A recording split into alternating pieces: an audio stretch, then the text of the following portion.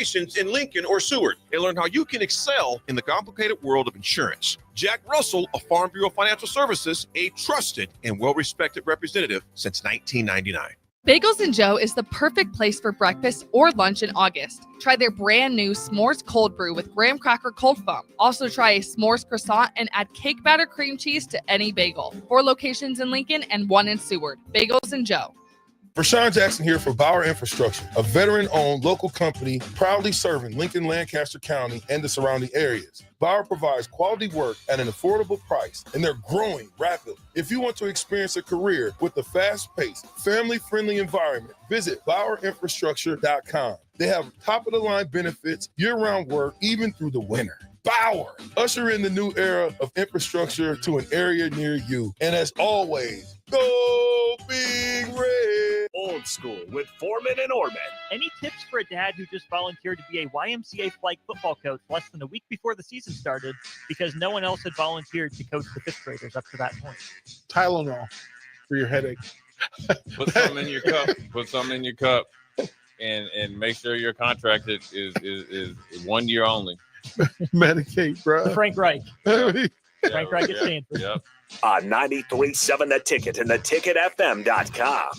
Are you looking to upgrade or improve the garage door on your home? This is Cameron Hall of Doors Plus. At Doors Plus, we guarantee to offer a wide selection of options from 5 leading garage door manufacturers as we deliver a free estimate, exact measurements, and rapid installation with a 3 to 5 week time frame. When you choose Doors Plus for your residential garage door needs, you'll work with our experienced technicians and be ensured that your new door seamlessly complements your home. Give us a call at 402-590-5800 or visit us online at doorsplusllc.com. Doors Plus, garage doors and more. Looking for a financial partner that truly makes a difference? Modern Woodman is a member-owned fraternal financial services organization. We can help you plan for all stages of life, from protection to saving to retirement. We also offer member benefits, social activities, and volunteer opportunities to help your family and community. I'm Sean Erickson, your Modern Woodman representative in Lincoln. Call me at 402-483-6515 to start the conversation. Modern Woodman of America, touching lives, securing futures. Breaking here at the news desk. When you stack Allo Internet, DirecTV, and mobile, you can lock in your price for 2 years. Sources are confirming that when you stack Allo Internet, DirecTV, and mobile, your monthly price drops and you're locked in for 2 years. That's fiber fast internet, premium streaming TV, and reliable nationwide mobile coverage. And this just in, you must switch by Labor Day to secure that locked-in pricing for 2 years. Switch, stack, and save at allofiber.com/stack. 93.7 The Ticket is proud to provide listeners with daily opportunities to win contests and prizes on our airwaves, and would like to take this opportunity to remind you of a couple rules. All participants must be 21 or older and must wait 30 days after winning a prize to participate in another contest. Once you win, you have 30 days to pick up your prize at the KNTK Studios, 1040 O Street in Lincoln, or your prize will be forfeited. Thank you for participating in our contests, and thank you for listening to 93.7 The Ticket. This is Lincoln's home for sports talk on the FM dial. Also online at theticketfm.com. On the internet. KNTK FM Firth, 93.7 The Ticket. Coming at you live from the heart of Lincoln, America. This is the Power Hour with two-time national champion Todd Uhlir. Powered by Window World of Lincoln and Set the Bar Subs.com. All right. Welcome to a very special edition of the Power Hour with Todd Uhlir right here on 93.7 The Ticket. And this one's not just big, it's historic. For the first time ever, we've got all 5 Uhlir brothers in the house for a 2-hour football and family takeover, live on location here in beautiful Nashville. My brothers are waiting to come in here in a little bit. But it's been a big football week already. Thursday night, we were able to watch Tyrone's 2 oldest sons hit the field with a big win. Then last night, I had the chance to see my Husker teammate and Tyrone's Husker teammate, Michael and Dion Booker. They coach at a high school here in the Nashville area. I went over and watched that. And now, Kansas State, Iowa State playing right now. And we're looking at Thursday, the big showdown in Arrowhead Stadium. The Huskers get ready to take on Cincinnati, and football's back, baby, and we're kicking it off Uhlir style. And so today we're digging into the glory days of Battle Creek football, what it meant to grow up playing for the Braves, and the lessons that carried us through Husker football. Championship moments, probably some family life, and business success. So trust me, this was going to be unforgettable. The Power Hour is brought to you by our proud sponsor, Window World of Lincoln. Head to windowworldlincoln.com for your free quote and stick around because Window World of Lincoln has a huge giveaway coming this football season, so you don't want to miss that. All right, let's bring in my brothers. Let's see if we can get the there they are. Let me see. Awesome, guys. Can you hear me? Yeah, we're good. We're good. Can you hear us? Awesome. So awesome. So we got Troy, Tony, Tommy, and Tyrone, and myself, Todd. Yep, 5 T's. My mother just like T's, I guess, right, guys? I don't know how we all ended up with T's. Can you hear me? Yep. Yeah, we hear you. There's just not nobody has an idea where the T's came. I don't know where they came. I don't know where the T's came from. I don't know. I was first. I was too young to know. Well, you're the oldest. You're supposed to know.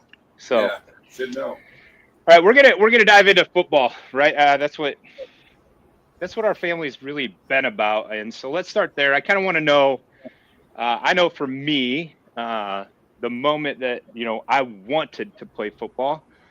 So we kind of start with Troy and work our way down, and just that moment that you thought, this is something I really want to do, and then there's something that I want to really be good at, right?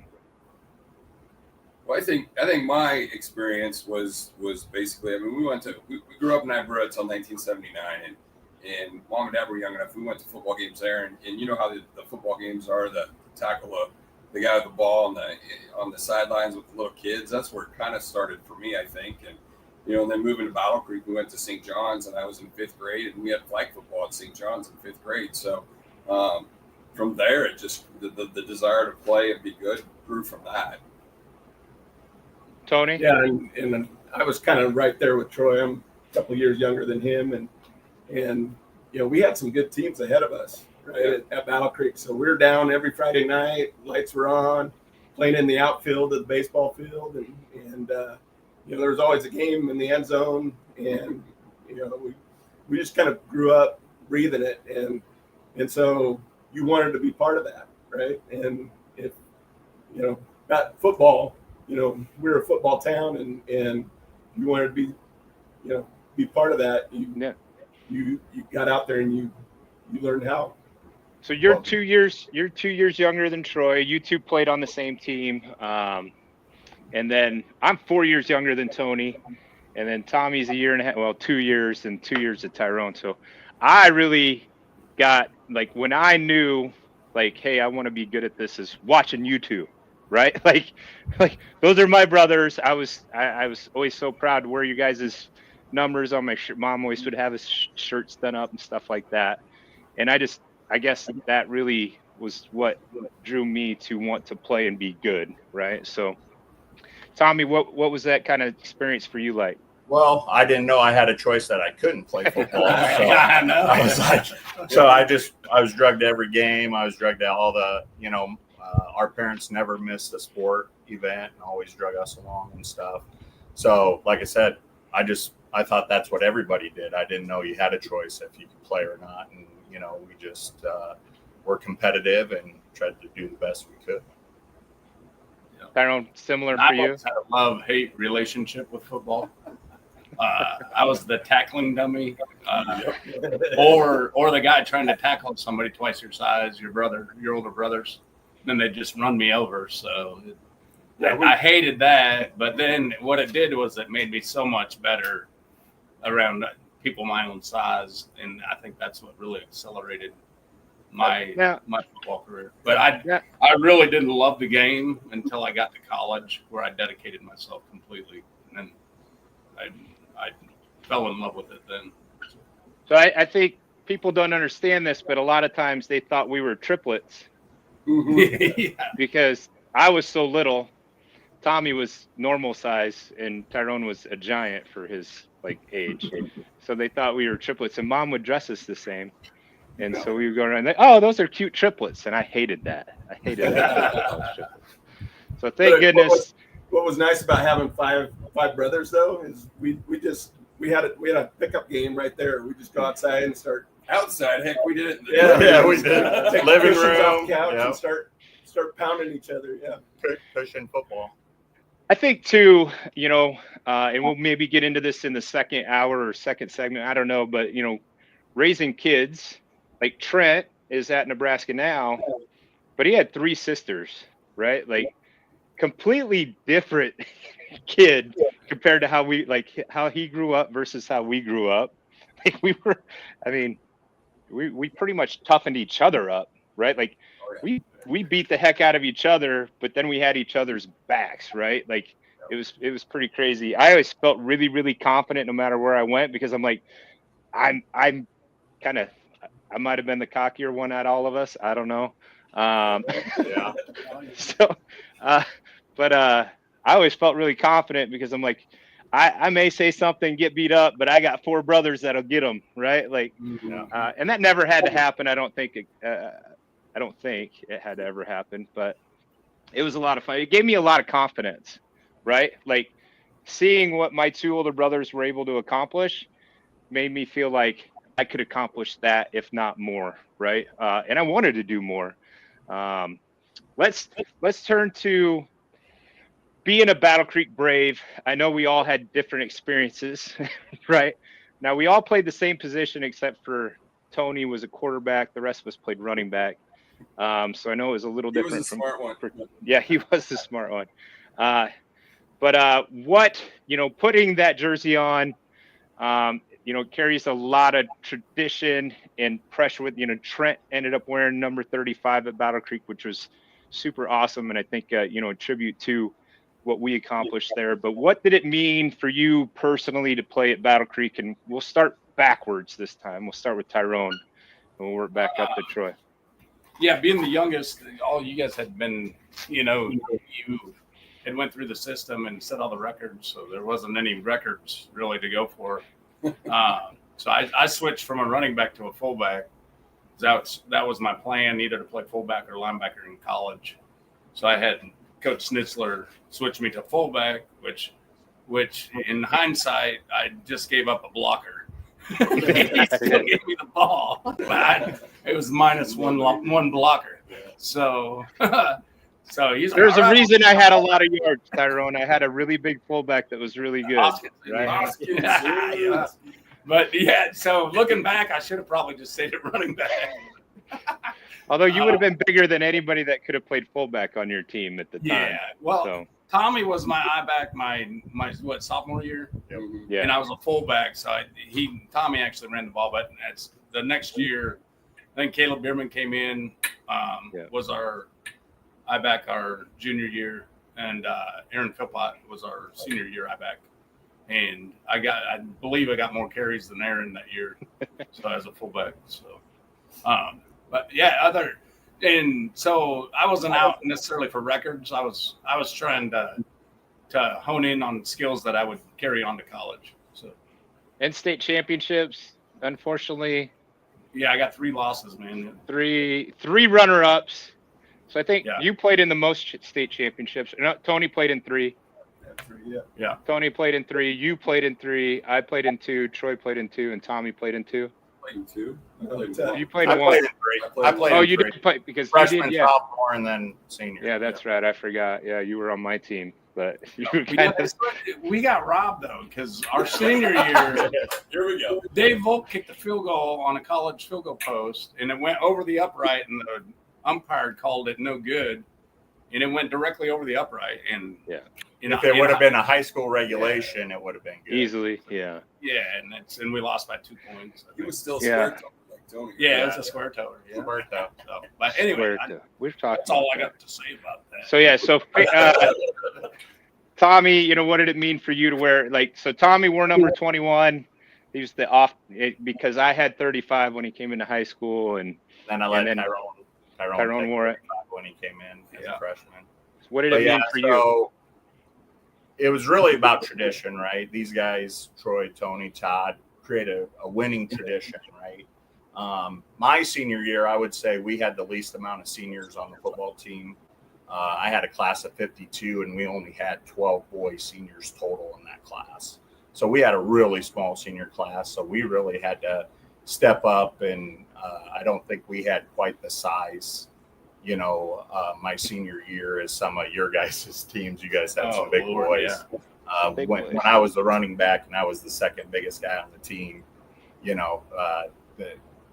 we had a lot of heart though and stuff like that. So Battle Creek really was just like, you're gonna win, right? You just had a mindset. Like it didn't matter if they were bigger than us. We went down to Superior. Those guys walked off the bus, and I'm like, these guys are huge. We laid it to them 36-0. They were ranked higher than us. They were seated higher than us, and they were soft, and we just took it to them. And I think that's just the tradition is kind of like Nebraska football in the days that you guys all played. Is you guys walked on the field, there was no option to lose, right? You're gonna win. So keep knocking them down. In the fourth quarter, you win the game. And don't help them up. Tony, what did it mean for you to put on the Battle Creek Brave jersey? Oh, it's a huge privilege to get to play for such a winning organization. With all the success ahead of us, we just walked off the bus with confidence, and a lot of pressure came with that. You often, I did anyway.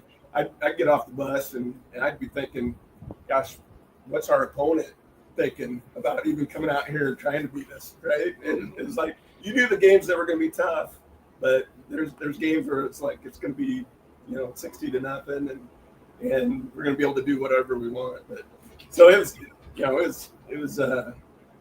great to be part of that and to help lead some of our teams to some of that greatness. So Tony was on the back-to-back 86-87 state champions, which I think is the only time we ever went back-to-back, which is insane to me. And then Troy your senior year was 86. And that would have been Snitzler's second state championship. I believe they won it in 81. Correct.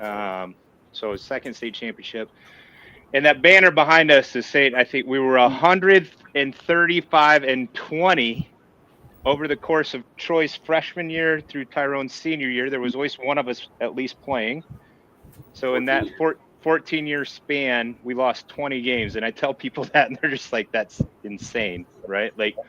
And almost 10 wins per year, right? Like just shy of 10 wins per year. It really was like we just won, right? So Troy, you were the first to put 35 on. I don't know why it was 35, but that's what it was. The number I got. Chris Klein graduated and he wore it before me. So it was a number I got thrown to me as a freshman, and it wasn't by choice. It wasn't by why picking. I mean, our dad wore number 20 in high school. I won at 20. We didn't have a 20. So I picked 35, and that just kind of set the tradition of what uniform what number we're going to put on our uniform. So, as far as wearing the jersey, I think, growing up, actually, to step way back, you three younger ones were real little when we moved to Battle Creek, but our folks looked around at the towns and the communities when we chose Battle Creek. It was because of football. It really was, because they were already known before we got there. Mm-hmm. So I think it was already in my head from mom and dad that, we're going here for a football town. So, I wanted to go out there and represent this tradition. I grew up listening on the radio because we couldn't make all the games, especially the playoff games when Marty Mullins and Rob Snitzler and Todd Mink, those guys won the first state championship in 81. And I remember being in the basement lifting weights and listening to the game, So, there's just so much tradition and to put the Braves jersey on and it just the excitement of it. I don't know if anybody's ever been to a Battle Creek game, but we sing the national anthem and Home of the Brave. If you ever hear Show Brave. I still yell it. I still yell it to this day. One of the traditions I wish they'd bring back that they had when I was, we played in the outfield in the park. They'd make that our football field, which was very uneven, by the way. I almost fell down on a 75-yard touchdown return on a kickoff because the field was so wavy. But we had a bell, and you had to climb the pole to get up to it. So I remember as a freshman, Troy Finkel getting lifted and shoved up because he'd shimmy up the pole and ring the bell when we won. Those kinds of things, that we did and watching as little kids, before we could play. I want to ring the bell, So the one time I remember Stanton beat us, and it was kind of a weird deal.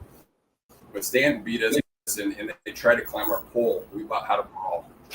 They wanted to ring our bell when they won. So yeah, it was not good. Yeah. I don't remember ever losing to Stanton, man. I must have been. I must have got. It was my freshman year. There were some oddball games in there that we lost that year. Okay, all right. Well, yeah, I was pretty little. That's one of the 20 losses. Yeah, one of the unique. I think one of the unique things about Troy and I is that when we moved there, he was a 5th grader, I was a 3rd grader. You know, coming in, outsiders. It's a small town. Mm-hmm. You know, it was tough. You know, we had to break through.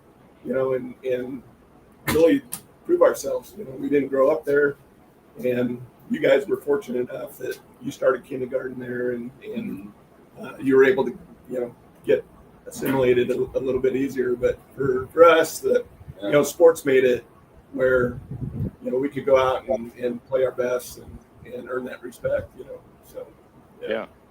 So for me, my freshman year, I didn't know if I was going to get 35 because there was a senior that all summer was saying he's going to be 30. He had been 35 since Troy had been gone. And Jeff, I think it was Jeff somebody. It wasn't Hoadley. It was Jeff somebody. But he transferred that summer, and so I got 35. And I can't tell you what it meant to me to put it on, to be like the first time I ran out on that field as a freshman. I was on, like, all I did was kickoff. I was, you know, 150 pounds with the weights in my pockets when I weighed in. And I got to sprint down on every kickoff, and we scored a lot. So I got a lot of plays, right? So it was awesome for me to wear the Battle Creek jersey. And I still, to this day, one of the proudest things that I always tell people, I'm from Battle Creek, and people know, like, they just know. So, all right, let's real quick. We got about 5 more minutes before we got to go to break. So let's go to favorite game. Your favorite game as a Brave, one that still gives you goosebumps when you think about it. Go ahead. Somebody got one? I'll go. Yeah. So probably favorite play, favorite game are two different things, I know. But my favorite play is my sophomore year. Sisler kind of I was doing so well on scout team and getting into the backfield and disrupting in the preseason that he made a position for me. And we basically, it was a strong safety, but they moved me up behind Pat Abbenhouse. Well, by the time we got to play Genoa, they kind of had figured out what we were doing, and I blitzed through the middle.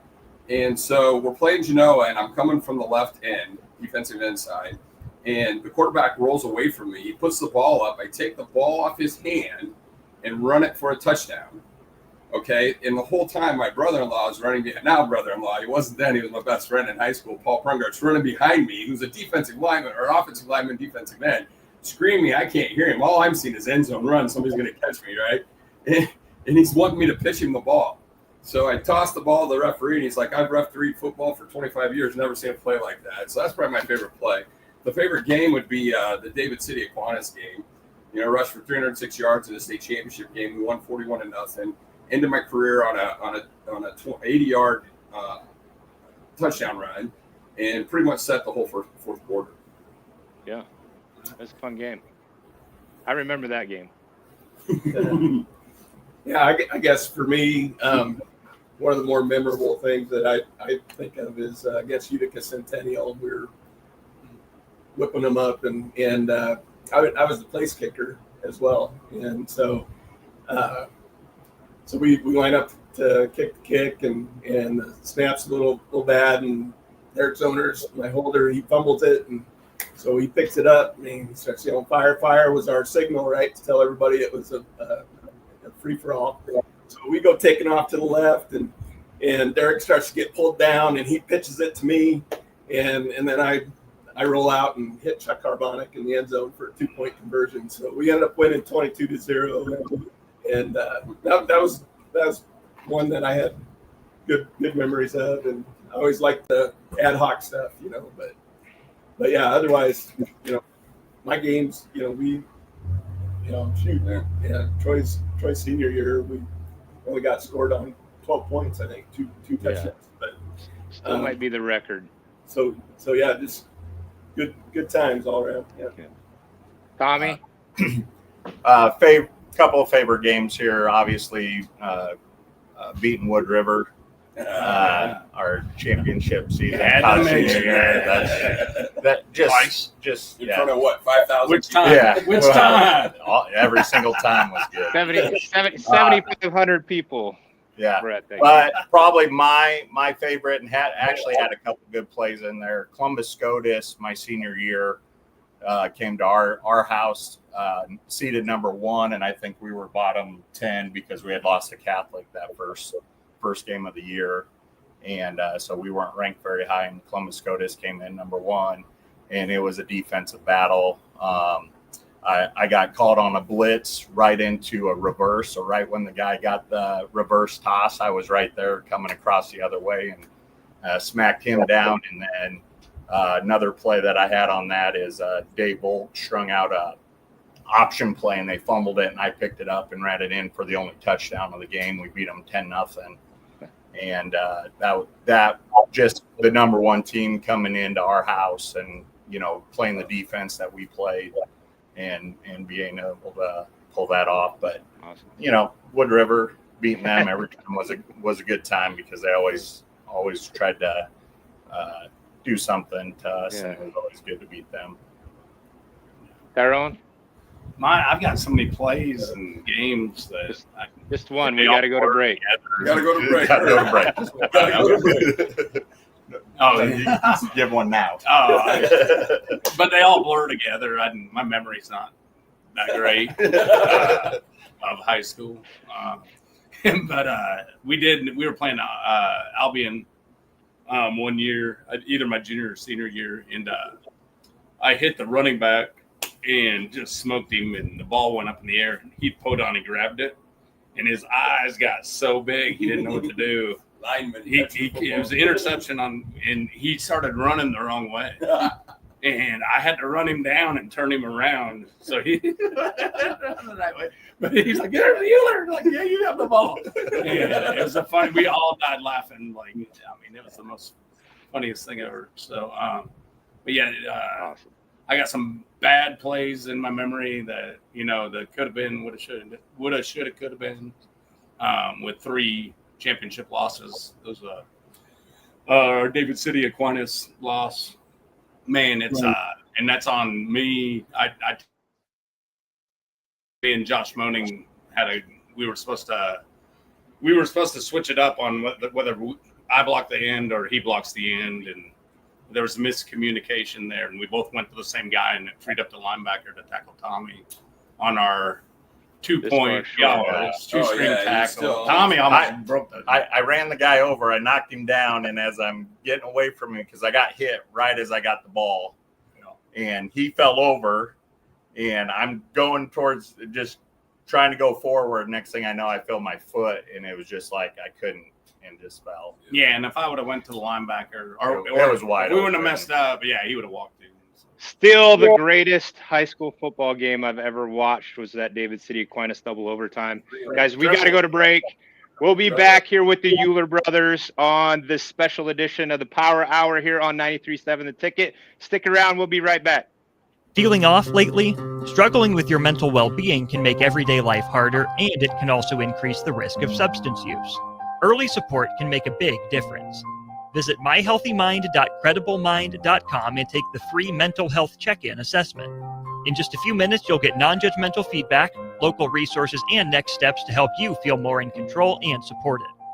This message is funded in part by the CDC OD2A grant. Hello, this is Mary Pat Waite. I've had the privilege of working with Lincoln families as their realtor for more than 31 years, and I'm so proud to be associated with MP Dodge Real Estate. For me, your transaction is unique in its own way. My experience allows me to bring you trusted care and a really great outcome. My NP Dodge family shares the same client focus. Expand your career with NP Dodge. Call Eric at 402-434-2222. Keep summer green with Judson Bylene and Judson Irrigation. More than 40 years ago, Judson Irrigation started taking in orphans. Lawn sprinkler systems installed by a quickie, cheapy summer job, install them and forget them outfit long forgotten. Call Judson Irrigation. They'll never forget you. Keep summer green. Call Judson Irrigation 402-420-6277 or judsonirrigation.com. Rico here with HIS Auto Care at 70th and Van Dorn, letting you know HIS is a great place to bring your vehicle for service. With superior service bumper to bumper, we'll treat your vehicle like it's your mother's. Doesn't get any better than that. So call 402-488-8934 and HIS Auto will make you glad you did. 5% off, mention this ad, and for sure your mother will be proud you called. 402-488-8934, HIS Auto Care, 70th and Van Dorn. God bless you. 93.7 The Ticket is your home for every Kansas City Royals baseball game. Bobby Witt Jr., Salvador Perez, Vinny Pasquantino, and the rest of the Royals attempt to make the postseason for the second season in a row. And you can hear all the action on 93.7 The Ticket and theticketfm.com. Your home for Kansas City Royals baseball. Ready to score big with your projects? Look no further than Edward Stone, the MVP of natural stone for over 2 decades. Edward Stone is cranking out over 30,000 square feet every week and offers a winning lineup of over 70 quality natural veneer stone selections. Their unbeatable variety and experienced team will ensure your project is a success, whether it's a home renovation or a commercial build. And hey, they're not just about stone. They've got an all-star lineup of fireplaces, cast stone, brick, and much more. Swing by one of their locations in Lincoln or Omaha today and experience the Edward Stone difference, your reliable choice for over 20 years. Mike, I've been thinking our house could really use a makeover. How about new siding? I've been thinking the same thing. Have you heard of James Hardy? Yes! Sarah down the street had Roofing Service Company install James Hardy siding on their home, and they love it. Roofing Service Company does have great reviews. They took her through the design process and made everything super easy. Roofing Service Company offers expert design and installation. Couple that with James Hardy's durable products and variety of colors, you and your family will love your exterior remodel. Just visit roofingservicecompany.com. That's roofingservicecompany.com. Ryan, with all this red and all these people around, I'm still not seeing the tailgate. Todd Spidell, former body shop owner, terrible driver. We're getting close. Now, did you know with 3 locations in Lincoln and hundreds of years of combined technician experience, we can get Husker fans back on the road even quicker and safer after their tailgate mishaps? Oh, Todd, turn left right here. Left or right? Left, right here. Right? Well, you wait for the tow truck. I'm getting a hot dog. Well, I guess while I'm waiting. All right! Most recommended! Eustace Body Shop! Woohoo! Dude, you should be on American Idol. You really think so? No. Accidents happen, even to Husker fans. If it happens to you, call Eustace Body Shop, where our customers send their friends. The most recommended Eustace Body Shop. That's who we are. Attention all Wings fans. Buffalo Wings and Rings has daily specials that will make you want to stop in on all days of the week. Kids eat free on Mondays, and on Tuesdays, enjoy 40% off boneless or traditional wings at a price that makes the whole family happy. And come back on Wednesdays for $1.39 chicken tenders all day long. Get to Wings and Rings today, 68th and O, or in Williamsburg Village. 93.7 The Ticket is proud to provide listeners with daily opportunities to win contests and prizes on our airwaves, and would like to take this opportunity to remind you of a couple rules. All participants must be 21 or older and must wait 30 days after winning a prize to participate in another contest. Once you win, you have 30 days to pick up your prize at the KNTK Studios, 1040 O Street in Lincoln, or your prize will be forfeited. Thank you for participating in our contest, and thank you for listening to 93.7 The Ticket. Back to the Power Hour with Todd Uhlir on 93.7 The Ticket and theticketfm.com. All right. Welcome back to the Power Hour, and this segment is proudly brought to you by setthebarsups.com, your go-to for premium supplements that fuel performance, recovery, and everyday health. Go check them out today and start setting your own bar higher. All right, now we've talked a little bit about what it meant to wear the Battle Creek Brave jersey and the highs and the lows of those Friday nights, and of course, none of this happens without Coach Bob Snitsel, right? He's a Nebraska legend with over 340 career wins, 3 state championships and 5 state runners up while we're there, and going 135-20, right? While we're playing there from 1983 to 1996. And so I want this segment to be, obviously I'm a coach. I know how powerful coaching is, and I know we all 5 had different experiences with Coach. So and I want you to be real raw about this. I know there was some highs and some lows of working with Coach Sisler, and obviously working with a guy that wins 340 plus games. There's going to be some of that, but so kind of like let the people of watching know what you felt like it was playing for Coach Sisler and the impact he had on you. So we could start with Troy. Well, he had to play for him first. Right. So I think the hardest part was my freshman year. I come in and we all got hazed back then, and I wasn't sure what Sisler. He knew I played well in junior high and had high hopes for me, but I think we were 3 games in and we were down on a Thursday just in Jersey's walkthrough day, and the coaches always drove down to the field and had a dog pile. I ended up cracking 2 ribs in my back, and because I was on the bottom of a dog pile and didn't want to give anybody up, so ended up eventually having to tell mom and dad, and got x-rays, and sure enough it was cracked, so I had to sit out, and I just felt horrible, and he didn't out me for it, but I think you could see the disappointment because he wanted me to come along, right? So I always told my kids, and I'll tell any kid, when your coach is yelling at you, he cares, right? That was Sisler. I mean, the kids that he didn't yell at, he didn't care about. I mean, you weren't. He could see in you that you had the fight and the desire to be good, and he would put the time and invest in you. But if you weren't going to put the time in, he wasn't going to put the time in either. So I think that was one of the things, just a tradition of how we were. I heard stories, back when he first started coaching, he ran the 1.5 mile time for conditioning with them. If you drank water, heard he put pads on. If you drank water, you were a sissy. You know what I mean? It's the game has come, and the whole conditioning and taking care of yourself has come so far from those days. But I would say with that, Sisler drove me. I mean, you wouldn't find somebody that was more prepared than this guy. We didn't have huddle back then.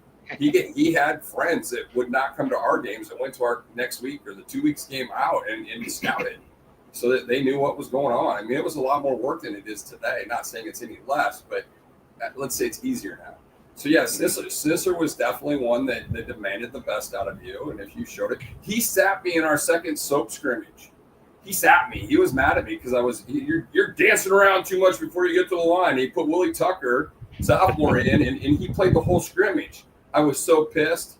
I mean, I killed people the whole next week in practice because I was mad that he sat me down, So he wasn't afraid to set his starters down. Yeah, I know that firsthand. We'll probably get to that when Tommy talks. So Tony played. So as a running back, man, all you got to do is take the hand off or make a block or go out for a pass. Tony had to engineer everything. And so I've never, ever wanted to play quarterback, ever. It's never even entered my mind. So Tony had probably a little different relationship with Coach because you had to talk to him a lot more. You had to know what he was thinking. Like, I just had to know where the hole was, like, for me. Like, hey, we're running a 55 blast, right? I loved our plays, too. 55 blast. Yeah, come on.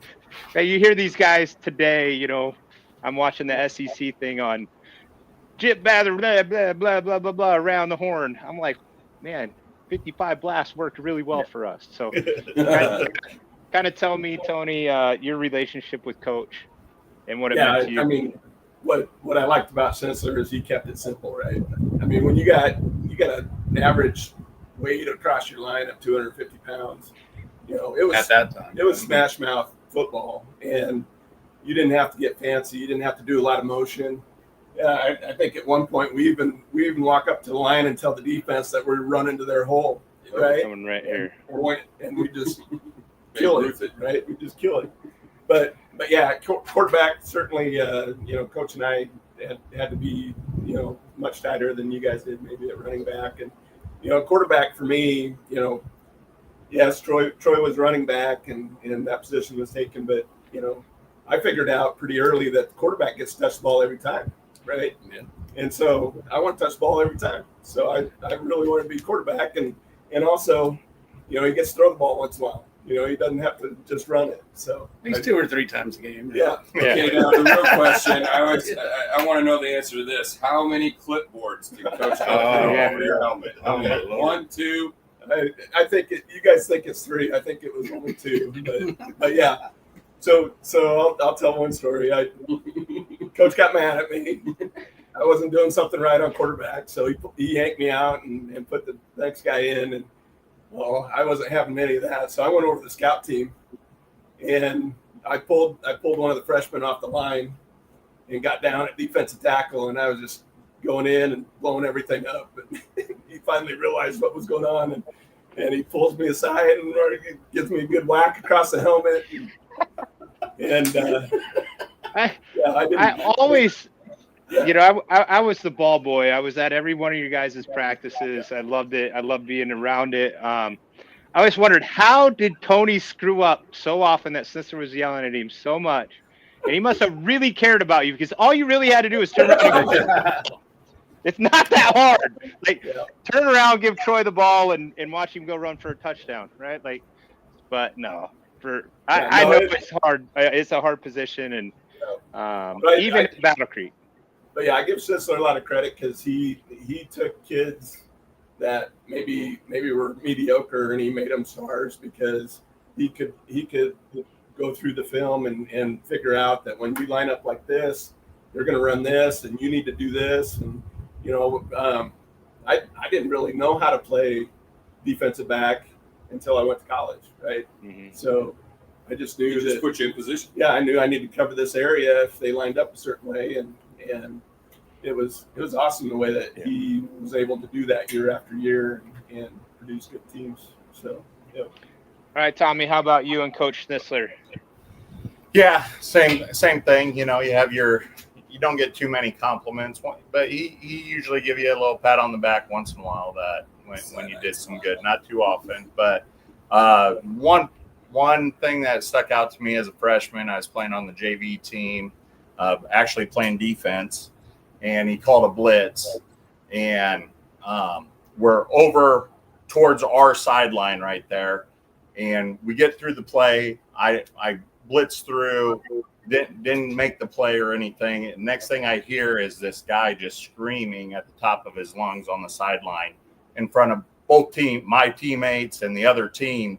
And he's just giving me an earful. And I'm just like, and he basically was saying, you know, I didn't run hard enough. I didn't hit, you know, I didn't do the play right.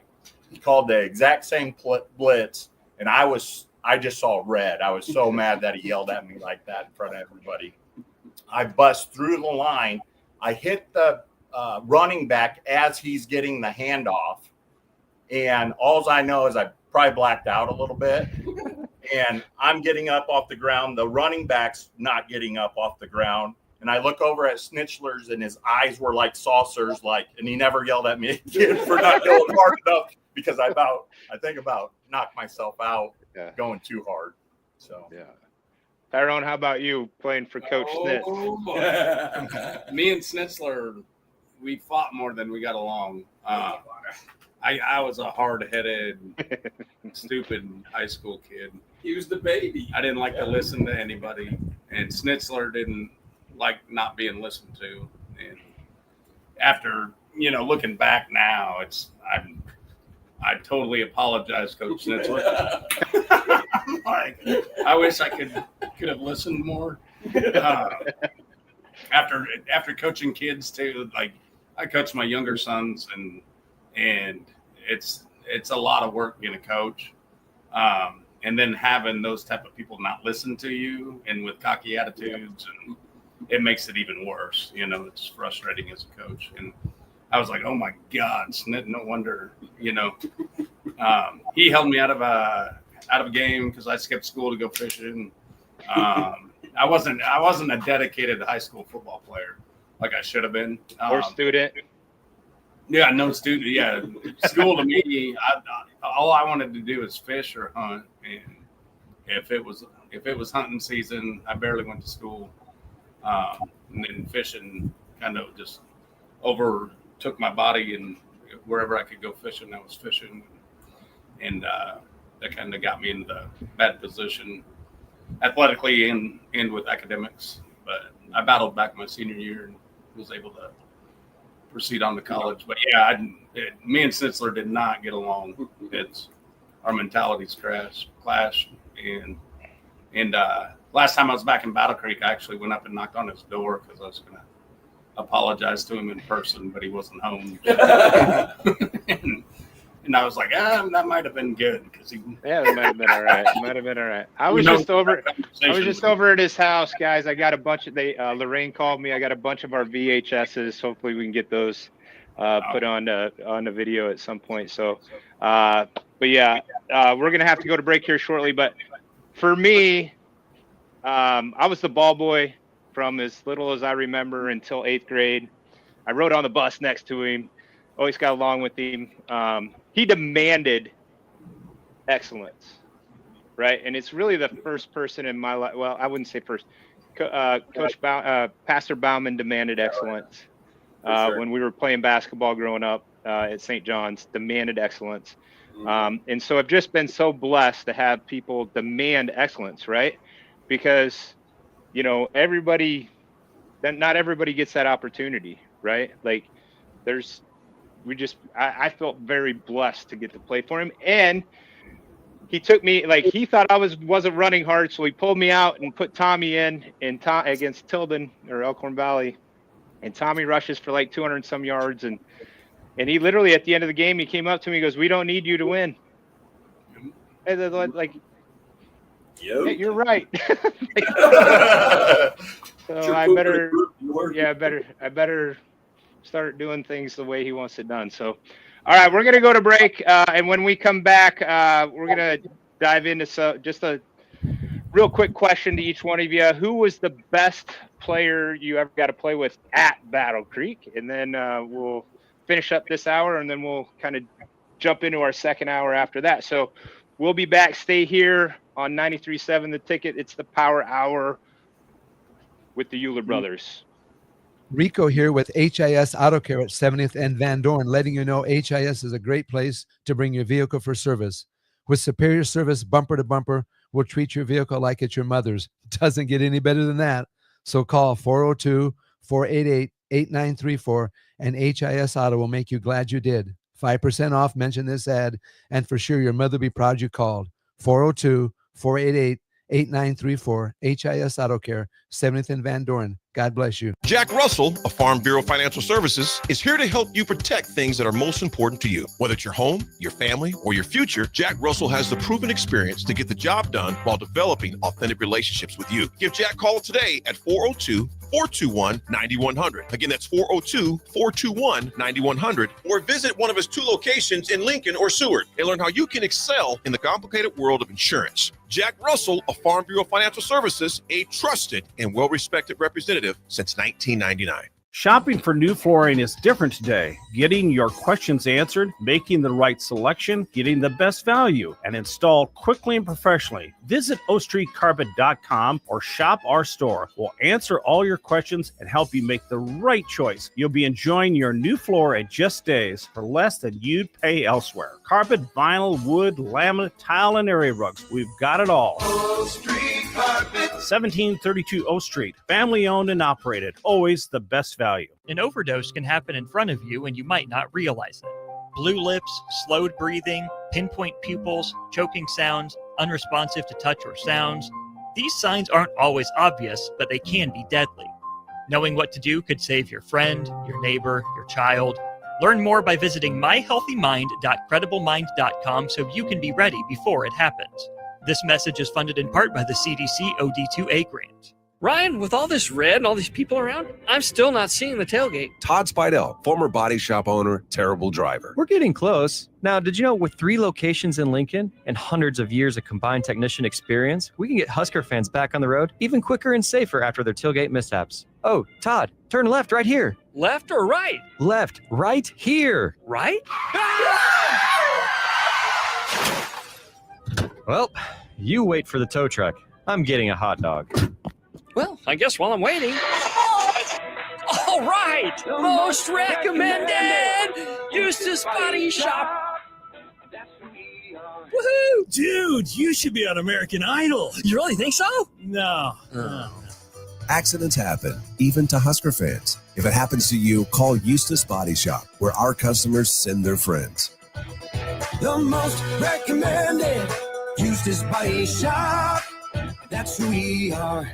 Big box stores are tempting for buying equipment for your high schooler in sports or for yourself in your sports leisures. But buying new is awfully expensive. Why not go somewhere with new and used options? Play It Again Sports is quality, slightly to gently used equipment, and 50% of their inventory is actually new equipment. And it's more than baseball, softball, and golf. They also have equipment for disc golf, fitness, hockey, and more. Plus, they're always buying products. Bring your gear you're done with and get trade money on the spot. Play It Again Sports at 48th and Vine. Looking for a financial partner that truly makes a difference? Modern Woodman is a member-owned fraternal financial services organization. We can help you plan for all stages of life, from protection to saving to retirement. We also offer member benefits, social activities, and volunteer opportunities to help your family and community. I'm Sean Erickson, your Modern Woodman representative in Lincoln. Call me at 402-483-6515 to start the conversation. Modern Woodman of America, touching lives, securing futures. Empower a child today with the Teammates Mentoring Program. Hope is only a conversation away when you choose to share your talent, time, and heart with a child. Together, you can build a relationship based on strengths and chart a brighter future, 1 week at a time. Find out how you can be a mentor by visiting LincolnTeammates.org. Become what you needed as a kid by joining the Teammates Mentoring Program today. A1 Automotive's second location is now open at 5110 State Hill Drive, just off of Yankee Hill Road. The new location continues to specialize in all makes and models and provides personalized service as they have for 15 years. With the school year here, A1 Automotive reminds you that college students get 10% off any service, and they offer free tire repair with a valid college ID. Schedule your appointment today at a1autolincoln.com and visit their new location in South Lincoln at 5110 State Hill Drive or downtown at 11th and L. Breaking here at the news desk. When you stack Allo Internet, DirecTV, and mobile, you can lock in your price for 2 years. Sources are confirming that when you stack Allo Internet, DirecTV, and mobile, your monthly price drops and you're locked in for 2 years. That's fiber fast internet, premium streaming TV, and reliable nationwide mobile coverage. And this just in, you must switch by Labor Day to secure that locked-in pricing for 2 years. Switch, stack, and save at allofiber.com/stack. Back to the Power Hour with Todd Uhlir on 93.7 The Ticket and theticketfm.com. All right. Welcome back to the Power Hour here on 93.7 The Ticket. This third segment is brought to you by Lactigo, the patented performance and recovery gel, trusted by athletes everywhere to help you go harder, recover faster, and feel your best. Whether it's game day training or just crushing life, Lactigo has your back. Go to lactigo.com. Use code SETTHEBAR, SETTHEBAR, all one word, for 10% discount at checkout. Let's dive right in. All right. So we talked about, growing up in Battle Creek, kind of that whole thing, all the state championships, won and lost. And, I think what people don't understand about Battle Creek in my recollection is all the people we sent to play college football. Not just at Nebraska, but everywhere. Like we had a lot of kids play a lot of college football over the course of those years. But obviously it's always special when you can go to Nebraska, walk on or whatever. And so a lot of talented football players came out of Nebraska, out of Battle Creek, not just us. And I always tell people, like, I was the worst player on our team. I just happened to get the ball every play. So it made me look really good. Tommy might have been worse than me that year, but that would have been the only one. I did outrush you one time when I got the chance. So yeah.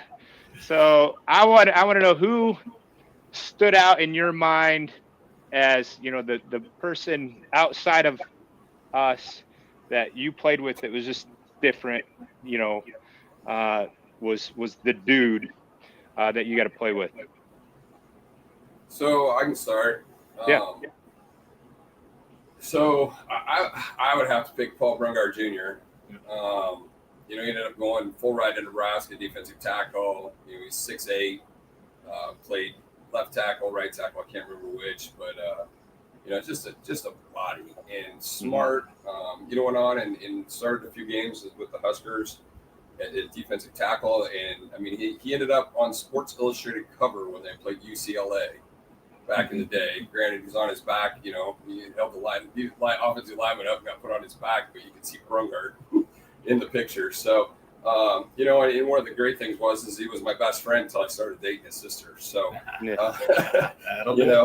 so Paul to me had all the right things that I probably and quite honestly until later, quite a few years later, it was really the only D1 prospect that come out of Battle Creek, on scholarship. So I would have to say playing with him was my guy.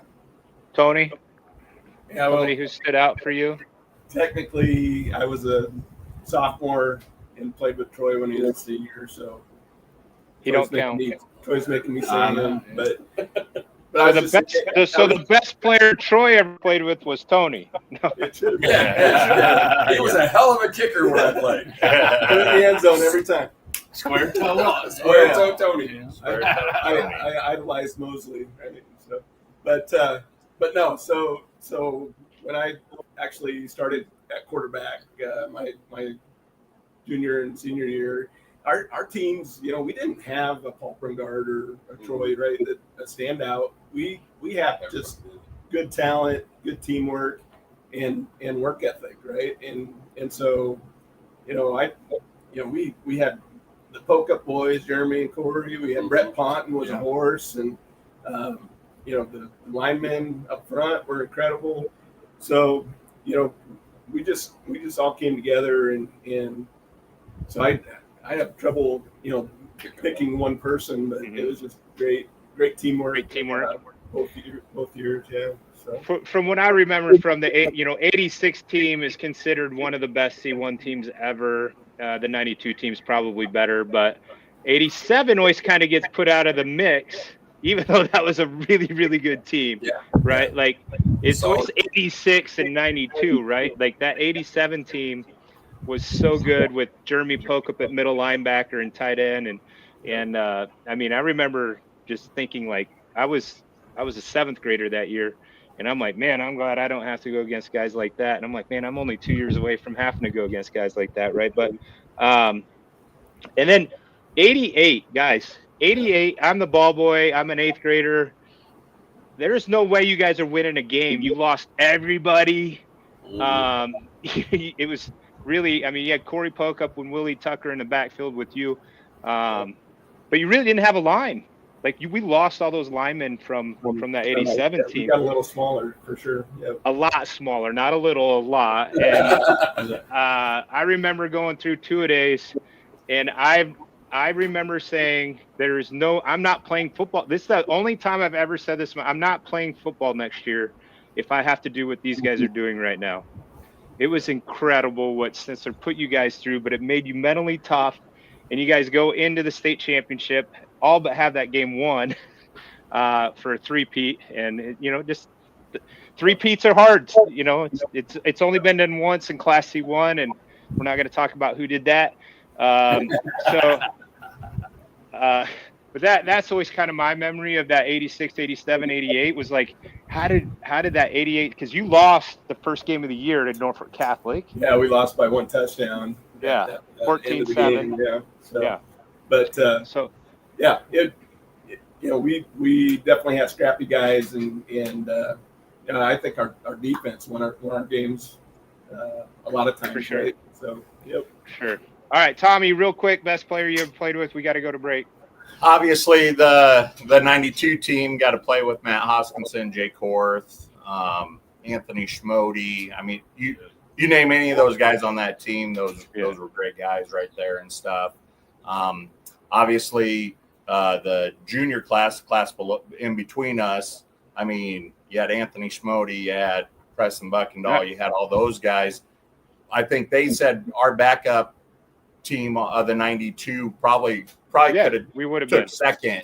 Took second in the state. We'll get back to. We got to go to break. Sorry, when we come back, we'll let Tyrone answer that, and we'll jump into some other stuff. So we'll be right back after this on 93.7 The Ticket. Are you looking for an exciting new way to put your skills to work? Explore new career options in the fintech industry at Currency, a Sandhills global company. We offer full-time positions in financial sales, compliance, operations, and other fields. We also offer a 4.5-day work week, an attractive benefits package, and opportunities for advancement. Put your motivation to work and grow with us at Currency. Visit gocurrency.com/careers to learn more.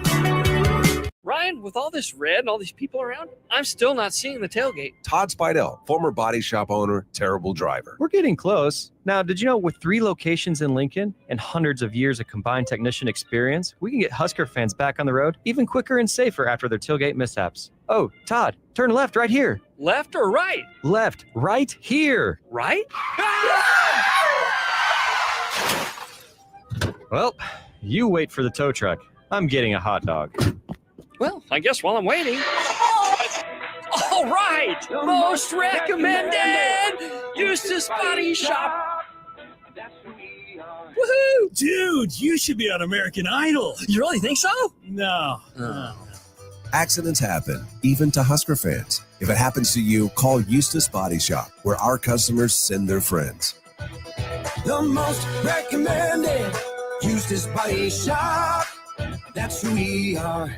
Make this your best football season yet with help from Limitless Mail. If you're struggling with low energy, muscle loss, brain fog, belly fat, mood swings, it's likely low testosterone, and Limitless Mail can fix that. We've helped over 100,000 men feel stronger, leaner, sharper, and more like themselves again. Don't sit on the sidelines this season. Take control. Book your free consult today at limitlessmail.com. That's limitlessmail.com. Have you been injured in an accident and don't know where to turn? You need an attorney you can trust to handle your case with professionalism and compassion. The attorneys at Liberty Law Group understand that a call to an attorney is a call for help. If you've been injured, we want to help you. Liberty Law's experienced attorneys are committed to the pursuit of justice for those injured. Call Liberty Law Group and find out how we can help get you the compensation you deserve. Call 877-42-LIBERTY. 877-42-LIBERTY. Liberty Law Group. Trial attorneys you can trust. Hi, I'm Casey Oddie, and I'm the Retail Banking Manager at your local Midwest Bank branch on 70th and Pioneers Boulevard. Banking may be my job, but supporting the community is what I care most about. Whether I'm showing up at local events, partnering with schools, or helping people reach financial milestones, I am proud to be a part of what makes Lincoln strong. Let's build something together. Stop by and say hi. Your community, your bank, Midwest Bank. Member FDIC. MWR is dedicated to building attractive, affordable steel buildings that exceed your expectations. From commercial to residential to agriculture storage, steel buildings are cost-effective, attractive, and versatile. Plus, they're a lasting investment and an ideal choice. MWR uses Sentinel Building Systems out of Albion and can service you all over the state and region. If you have interest in a steel building, post-frame building, or fencing, give MWR a call today at 402-980-5273 or go to mwrbuildingandfence.com. Need service on your home air conditioner? No matter what brand you have, just call Bryant, 467-1111. Bryant Air Conditioning, Heating, Electrical, and Plumbing. Hi, Sean Callahan here for Koppel Chevrolet GMC. This month kicks off Koppel's 50th anniversary sale. We're celebrating 50 years by offering an additional $500 discount to the next 100 customers that buy a new vehicle. This is in addition to the huge savings already in place. You can take an extra $500 off our discounted price, or we can cut you a check on the spot. Celebrate with savings and see why customers have trusted Koppel since 1975. It's our way of saying thank you for all these years. Big news, Nebraska. Love Omaha is now Love Nebraska. This is more than just a new name. It's a tribute to what Nebraska represents in the world of volleyball. It's still the same team with the same mission, led by players you know and love. Now backed by a new ownership group led by Jordan Larson. As Love Nebraska, they're entering an exciting new chapter, pushing for a championship title in 2026 and building new opportunities for the next generation of players across the state. They want you with them. Let's show the world how Nebraska plays volleyball. Join the movement at lovneb.com and sign up to become a Love Nebraska Insider today. This is Lincoln's home for sports talk on the FM dial. Also online at theticketfm.com. On the internet. KNTK FM Firth. 93.7 The Ticket. Coming at you live from the heart of Lincoln, America. This is the Power Hour with two-time national champion Todd Uhlir Powered by Window World of Lincoln and SetTheBarSups.com. All right, welcome back to hour 2 of this special edition of the Power Hour here on 93.7 The Ticket. We just wrapped up some great memories of Battle Creek, small town, big time football, and the foundation of a lot of lessons learned under Friday Night Lights. But now let's shift gears from small town Nebraska to the big stage of college football, the dream every high school kid has. Let's dive into what it takes to go from being the guy at Battle Creek to stepping into a whole new world at the college level. And first, before we get into this, shout out to cousin Alicia. She's watching. She texted in. She said, what a privilege and an honor it was to get to watch all of us play. And her and Aunt Cheryl loved every minute of it. So thanks, cousin. So let's talk about this jump. We all did it except for Tommy. Tommy was a smart one. Yeah. And he won intramural flag football. That's right. I won every intramural sport out there: basketball, wrestling, football. He's got rings. Yeah, and shirt. Rings. So let's talk. Like I know for me, you know, it was a big transition. So Troy, you're the first one to do it. You walked on at Nebraska. Had to play freshman ball back then. People these days don't even know what that is. And so kind of tell me about that walking in and what the biggest mental adjustment you had to make to compete at that level. Well, I think the biggest mental adjustment is they own you. In a sense, they own you. Seriously, come on. Let's be honest. You know, at that high level, I mean, you get your classes out of the way, and from noon on, you till 10 o'clock at night, you know, with study table and everything, and the lifting and the practice and just everything, film. I mean, we watched the day. Even as a freshman team, we watched the day before practice. You know, we go through our positions. So I think that was the first hurdle is the amount of intake of football, right? And then the second hardest thing to overcome is the fact that I come out of a high school program. I rushed for 2,012 yards my senior year. You know, Coach Osborne, we're testing out. That's it? Freshman. What's that? That's it? That's it. Whatever. Whatever. Tommy, you'd have had 200 more if you wouldn't have screwed up. So we're testing out, you know, and we had to do all the testing. And Osborne walks up to me and says, hey, where do you want to play? At this point, I was recruited as an athlete. Offense, defense. He let me pick. And I picked corner. Okay. And so I got Tahan Lewis, who come in as a freshman. All right. Tahan Lewis ran a 4.2, 4.3 40. Just flat out faster than all get out. And it was you were 4.4 and couldn't compete or what? No, it's probably 4.7. I think was the fastest electric 40 I ever run. And you know, it doesn't sound like a lot, but it is a lot. It right? is. Yeah, it is. So the hardest part is getting criticized for my footwork and then watching Tahan. I mean, the mental stability you have to have day in and day out to get ridiculed and trying to improve and not take it personal. Of okay, I want to get better. I don't, you know, but yet you're getting beat on. You know, mentally. So he do the same exact footwork, but he was fast enough he could catch up, right?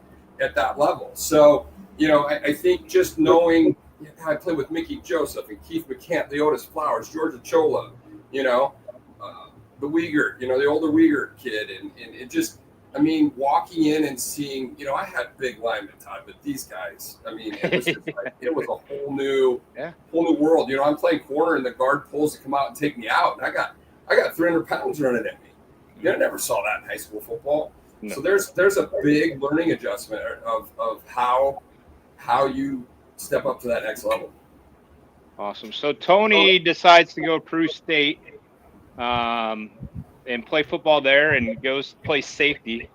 And so kind of tell us about your transition.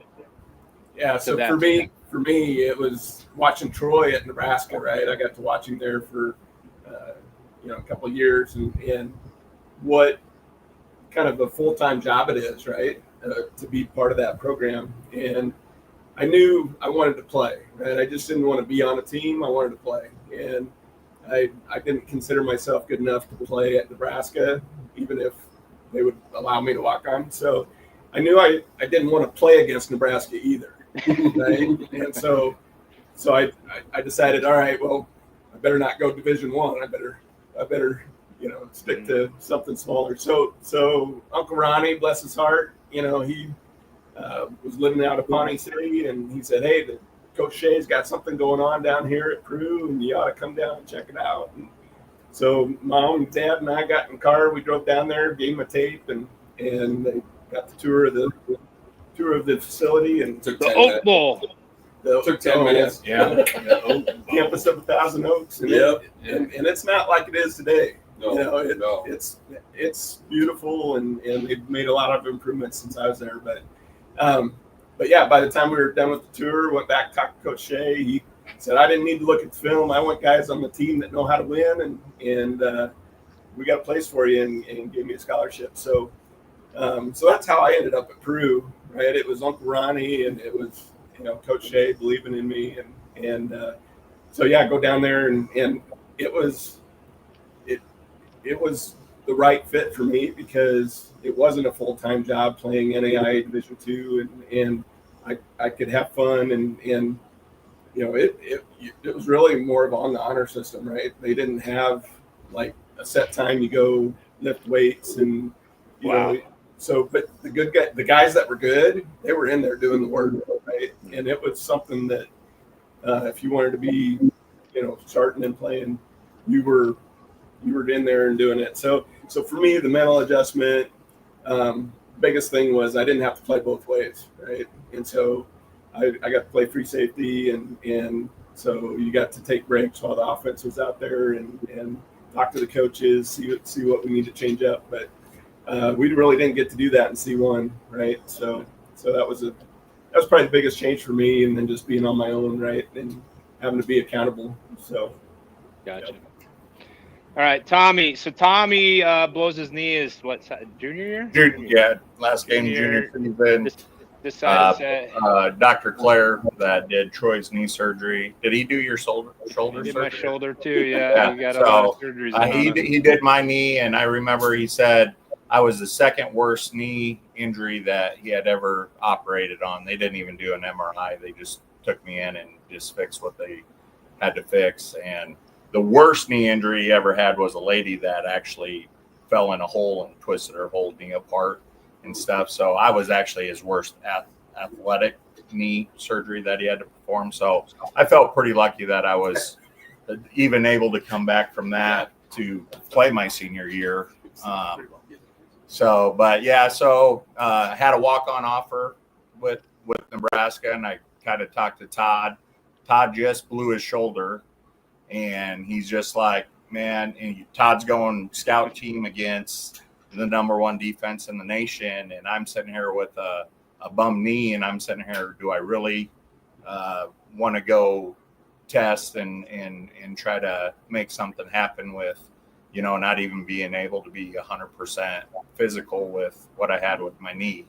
And, I made that decision of like, I do want to walk when I'm older, and just want to, I seen what Todd has gone through. I saw what the older brothers went through. And so I made that decision.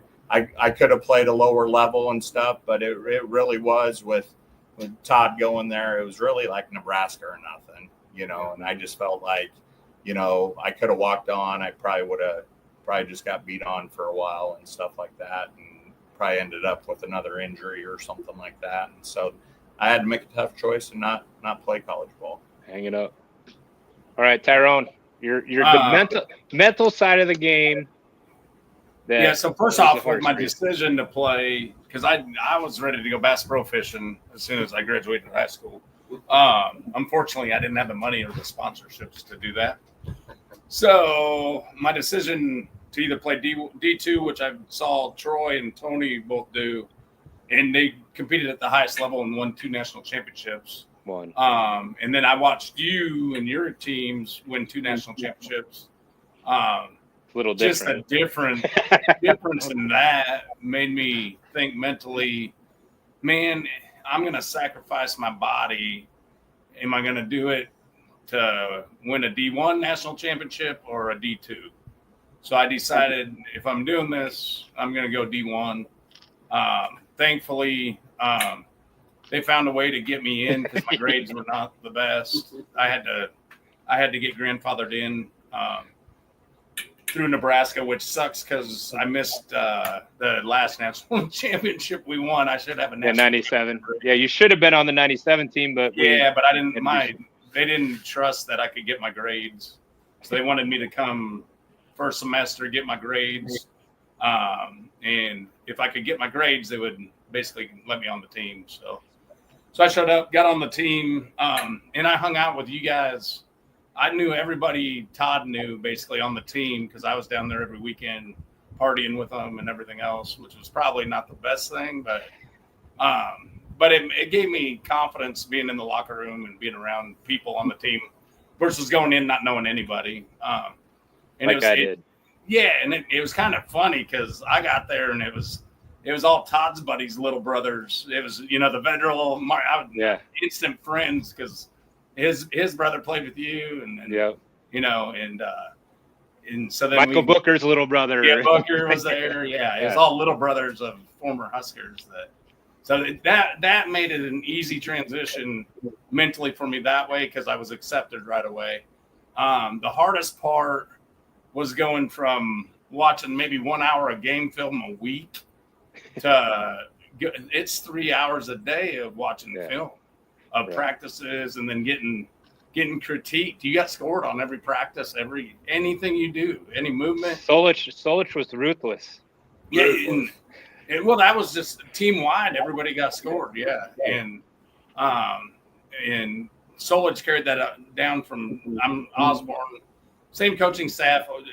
Basically, the only thing that happened was Solich got promoted to head coach. They brought in Gillespie as a running backs coach, and Solich was in our coaching room half the time anyway, yelling at us. Like, I forget that Solich wasn't your running back. He was my running back coach. He was your head coach. Yeah, I forget that. And I mean, I'm telling you, Frank Solich, your running back coach. There's a reason we were I back you, right, and full back you. I mean, Solich, once again, a coach that absolutely demands excellence in he critiqued every step you took in film. Like, it was crazy. Every play was steps. So which step and then how far out, how far in, and I mean it was crazy. Yeah. So I think. But Solich did not give up coaching running backs. He would come into our room and make sure we understood. That's back in the era, guys, when the coaching staffs we played for at Nebraska are like 1/5 of the size they currently have. Yeah. It's a crazy amount of coaches, right? I don't even know how they keep it all straight. But I like that. Like, you knew who you reported to. You knew exactly what to expect. But I think it's kind of gotten a little out of hand with all the coaching. But hopefully it helps, right? So let's talk about the speed of the game, Tyrone. Okay. When we played high school, I thought, man, I couldn't do any, I was the USA Today Offensive Player of the Year for the state of Nebraska. Thought I was pretty good until I got to, my first full practice with the varsity. And then I thought, what am I, I got that imposter syndrome, what am I doing here, right? How am I not going to die? Did you play scout team? Fortunately, when I had to miss my first semester, which was I was held off. I didn't have to play scout team. So when I came in spring ball, and then they pulled me off the scout team after that, and so I didn't have to play scout team. So I got super lucky. But, you guys. Stupid. The speed of the game. So I didn't really understand the speed of the game until I went back to a high school football game. Mm-hmm. I'm like, oh my God, this is so slow. But I was tasked with getting out in front of Eric Crouch on a 41 freaking sprint option, and you got to do it. I mean, or else you're not playing if you can't get out in front of the quarterback, And so the speed came from. I didn't realize how fast we were going, but I mean, you have to do it. It's just you have to get faster or fast enough to perform your job. And that comes with practice, right? It's just they hammer it into you, and you're practicing, getting better. I went in at 190 pounds. I was 6 foot, 190 pounds, and I wanted to play linebacker. I thought I was a stud linebacker. You're pretty good. I got on Coach Bowl, who's coaching Wyoming now. He had coach of Wyoming.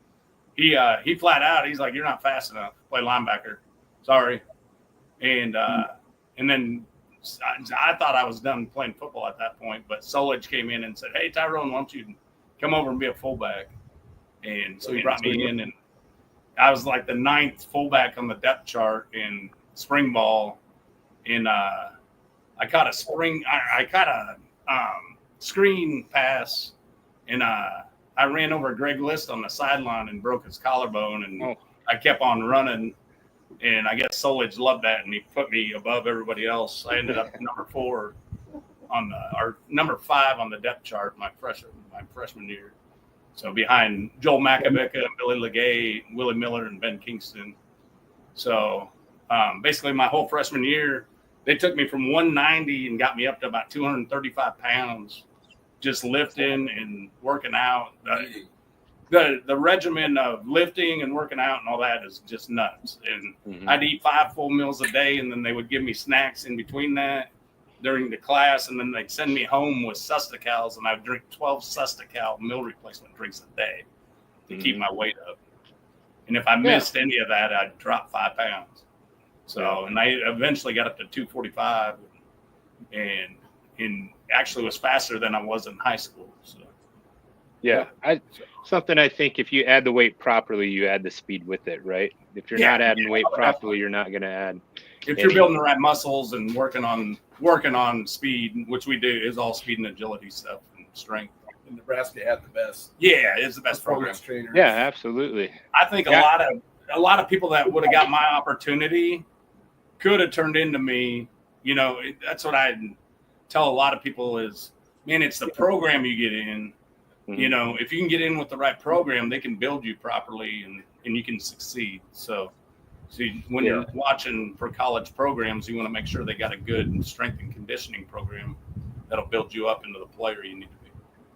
Yeah. So the speed of the game for me, guys, is I get down there and I go through 2 days and all that stuff. And I come back to watch Tommy and Tyrone play. Tommy would have been a junior. Tyrone would have been a freshman. And I come back to watch them play, and I'm like, were we that? I didn't look like that, did I?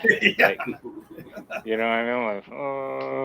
Like, and it's even more than that, Todd. When I played scout team, what people got to understand is we go half rack, basically just shoulder pads and helmets. And you'd think that you wouldn't be going 100%, right? And I'm going to give a shout out to Kelly Prater here. So at this time, I'm playing wing back. It's my redshirt year, and it's me and Mark Dowse, Kelly Prater running wing back. We're running pass offense against the number 1 defense. So it's Broderick Thomas and John Marco are the outside linebackers, were, DNs at that time. And we're playing Oklahoma this week. So we took our ends off our helmets and made OUs. We were trying to piss them off as much as we could, right? And so Prater's got to run this skinny out as a wingback out into the flats. Well, he burns John Marco. And you hear McBride fire off, okay? Just screaming at him, right? And we're in the north end zone going south, the offense is. He's like, and you hear it, and you hated to hear it. Run it again. Run it again. Run it again, because now they know what's coming, right? So Mark Dowse and I just stand there, and Kelly comes running back. He's like, what are you guys doing? Run it again. It's your play. You're the dumbass that ran it too good. So I kid you not, he runs it again. John Marco from a 10-yard sprint. Mind you, we're in half rack. We're not even full pads. Hits Kelly Prater so hard he knocks him out. Knocks him out. Well, at the same time, Osborne stood in the middle of the field on the end and watched all 4 stations, right? Osborne sees Marco do this. So Osborne, in his mind, is thinking, we're not supposed to be doing this. So he makes Marco go run the North Stadium stairs. Kelly Prater, finally, they get him set up, and they get him 2. And he says, all I saw was 93 before I got hit, and then all I saw was 93 when I woke up because he saw John Marco running the stairs. Yeah, that's another thing that changes from high school to college is the amount of stairs you got to run. I was going around to stadiums, and the first thing I thought about, I'd look at the stairs. I'm like, those aren't bad. Yeah. I unfortunately had to run the stadium stairs a couple times. You get in trouble. Coach Osborne was just notorious for it, and obviously Solich carried that on, that you just ran stairs, right? Yeah. A lot of fun. So I think for those people, like I like what Tyrone said. Like, most people think that like we were special or gifted or something like that. I just think that we had this confidence and goal to play at a level, and then you have to put the work in behind it. I think I've obviously running a gym for the time I did and working with athletes, and I think every kid wants to play football at the next level, right? Or NFL. Like, a lot of them are, I want to play in the NFL. Awesome if you want to, but to actually do the work behind it to get there, is the hard part, right? And I challenge most people. Like, I think you take pretty much any kid and get them to that next level if they're willing to do the work, right? Now, they got to have some ability. You can't just take, but I think we all have that. We all have that ability, and I think walking into Nebraska thinking I was pretty good. I came in with Lawrence Phillips, who to this day is still the greatest running back I've ever seen play the college game. I learned real quick that I was going to have to block for him if I wanted to play because he was really good. So that, maybe, well, we got to go to break. So when we come back, we're going to take some questions from the Sartor Heyman Jewelers text line. So you can text 402-464-5685, and we'll tackle some. If you got questions, comments, whatever, we'll try to do some of that when we come back. And we're going to do that shortly. So this, guys, it's been awesome. I appreciate you guys joining me. So we're going to go to break. We'll be back here on 93.7 The Ticket. Hey fans, there's more winning at Amigos with the VIP Game Day giveaway. Every app scan is your chance to win premium tickets to a Nebraska football, basketball, and volleyball game, along with exclusive game day perks. And when Nebraska goes to a bowl, the winner also gets 2 tickets, lodging, and airfare to the bowl game. Weekly semifinalists will win free food for a year. Go Big Red. Eat at Amigos and enter to win.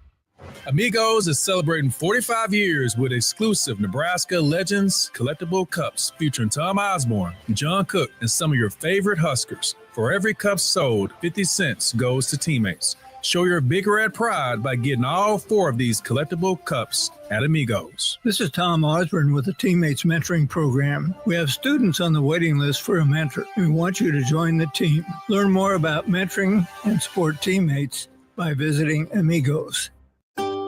Load up on meat and more this spring at The Mercado by Certified Piedmontese, with great selections of T-bones, tomahawks, ribeyes, filet mignon, brisket, sirloin, and so much more. The Mercado has locations at 84th and Havelock, 30th and Yankee Hill, and now 85th and Old Cheney in Lincoln, where you can have $2 draft beer every Thursday night from 4 to 8 p.m. and half-price espresso drinks on Fridays from 8 a.m. to 2 p.m. Get to The Mercado today for the best meat in town. Link to Literacy's 3rd annual Wordstock event will be at Antelope Park on Saturday, August 23rd from 10 a.m. to 1 p.m. It's a community book swap festival with fun for the entire family and for all ages. Enjoy food trucks, kids' activities, a reading corner with celebrity narrators, including Brian Helton, President and CEO, Director of Parks and Recreation, UNL athletes, and more. And of course, free books for all kids and adults. Go to linktoliteracy.org to get the full story and then make your plans to attend Wordstock. Bagels & Joe is the perfect place for breakfast or lunch in August. Try their brand new S'mores Cold Brew with graham cracker cold foam. Also try a S'mores croissant and add cake batter cream cheese to any bagel. 4 locations in Lincoln and 1 in Seward. Bagels & Joe. M. Suits Clothiers, Lincoln's favorite men's store. Family owned and operated, located 1 block south of 56th and Pine Lake Road. Go bold this summer and fall with endless possibilities. Stop in now for the best selection on sweaters, outerwear, suits, sport coats, dress pants, and dress shirts. M. Suits Clothiers, your menswear store. Have you been injured in an accident and don't know where to turn? You need an attorney you can trust to handle your case with professionalism and compassion. The attorneys at Liberty Law Group understand that a call to an attorney is a call for help. If you've been injured, we want to help you. Liberty Law's experienced attorneys are committed to the pursuit of justice for those injured. Call Liberty Law and find out how we can help you get the compensation you deserve. Call 877-42-LIBERTY. Call the trial attorneys you can trust. 877-42-LIBERTY. Shopping for new flooring is different today. Getting your questions answered, making the right selection, getting the best value, and installed quickly and professionally. Visit ostreetcarpet.com or shop our store. We'll answer all your questions and help you make the right choice. You'll be enjoying your new floor in just days for less than you'd pay elsewhere. Carpet, vinyl, wood, laminate, tile, and area rugs. We've got it all. O Street Carpet. 1732 O Street. Family owned and operated. Always the best value. At Parkview Animal Hospital in Lincoln, it's not just their professional care that sets them apart, but their warm staff and state-of-the-art facilities. Whether it's for a routine checkup or a comprehensive medical procedure, at Parkview, your pet isn't just another number, but a valued member of their caring family. Visit them at pahlincoln.com today and in person just south of 14th and Pine Lake Road. Parkview Animal Hospital, your pet, their passion, for happier, healthier, furry friends. Looking for a financial partner that truly makes a difference? Modern Woodman is a member-owned fraternal financial services organization. We can help you plan for all stages of life, from protection to saving to retirement. We also offer member benefits, social activities, and volunteer opportunities to help your family and community. I'm Sean Erickson, your Modern Woodman representative in Lincoln. Call me at 402-483-6515 to start the conversation. Modern Woodman of America, touching lives, securing futures. Jack Russell of Farm Bureau Financial Services is here to help you protect things that are most important to you. Whether it's your home, your family, or your future, Jack Russell has the proven experience to get the job done while developing authentic relationships with you. Give Jack a call today at 402-421-9100. Again, that's 402-421-9100, or visit one of his 2 locations in Lincoln or Seward and learn how you can excel in the complicated world of insurance. Jack Russell of Farm Bureau Financial Services, a trusted and well-respected representative since 1999. Back to the Power Hour with Todd Uhlir on 93.7 The Ticket and theticketfm.com. All right, we're back at the Power Hour. My nephew's jumping into the show with me here, so but this segment's brought to you by Lactigo.com, the game-changing topical gel that helps you perform better, recover faster, and ease nagging aches and pains. Make sure to head to Lactigo.com, use code SETTHEBAR, and you'll save 10% on your first order. All right, so let's open up the text line. I've already got one. Starter Heyman Jewelers, 402-464-5685. If you got a question for any one of us, that kind of thing, it can be, we'll obviously not do anything too crazy knowing us. But the first one is, what set Nebraska apart in the 90s, and how can they get back to that? And I don't know, you guys want me to take this one? I was going to say, you're closer to the program now with Trent being there. I was the last one in a championship, so. Yeah, what set us apart? It is the fact that, our strength program was ahead of the curve. Our nutrition was ahead of the curve. Our coaches were ahead of the curve, right? And I think that helped us dominate the 80s and the 90s in our recruiting. And the whole landscape's changed. It's complete freaking chaos at this. None of us got paid. I don't know about you guys. I didn't get paid. All these guys are getting paid. Even as a walk-on, like, we get a little stipend money, but Trent's a walk-on. He's getting some pretty decent stipend money, guys. Like, I mean, I'm like, a lot better than what I got. I think I just don't think you'll see. I even think that the era of the Alabama, what Nick Saban did at Alabama, I just don't think you're going to see that. It's going to be such a race, right? Great athletes are going to follow the money. Right. And that's what it's come to. Great athletes are going to follow the money. There's no restrictions. If you're going to transfer to Nebraska, you got to set out the net. If you were leaving our program, you'd have to set out the next year. There was punishment for leaving. So they're going to chase the money. It's going to be hard to get back to that. I think how you get back to that is you have the great atmosphere. You make it so they don't want to leave. Todd, you know better than I, but I'm assuming this year we had the least amount of transfers. And you got to look at who transfers. You know, it's your key players you don't want to lose. I mean, how do we transfer in somebody from Notre Dame that was in the national championship game last year? I mean, that's about money, right? How do you get a player that started, to come to Nebraska his senior year? So I wouldn't want to be a head coach in Division I right now because, and I think that's why you saw Saban stepped out. I think we need to be happy with every single win we get. I hope we go, and we'll talk about that on the last segment, guys. You got your picks for this year. You just need a record. I don't need every game. It's such a different game that you have to cherish every single win. I mean, Northern Illinois beat Notre Dame last year, and Notre Dame ended up in the national championship game. That didn't happen 5 years ago. Nope. Wouldn't happen. It was impossible for that to happen. If you lost to Northern Illinois, you would never play in a national championship. So it's crazy. And I'm not saying it's bad, right? So the mentality of the players of the kids have changed too.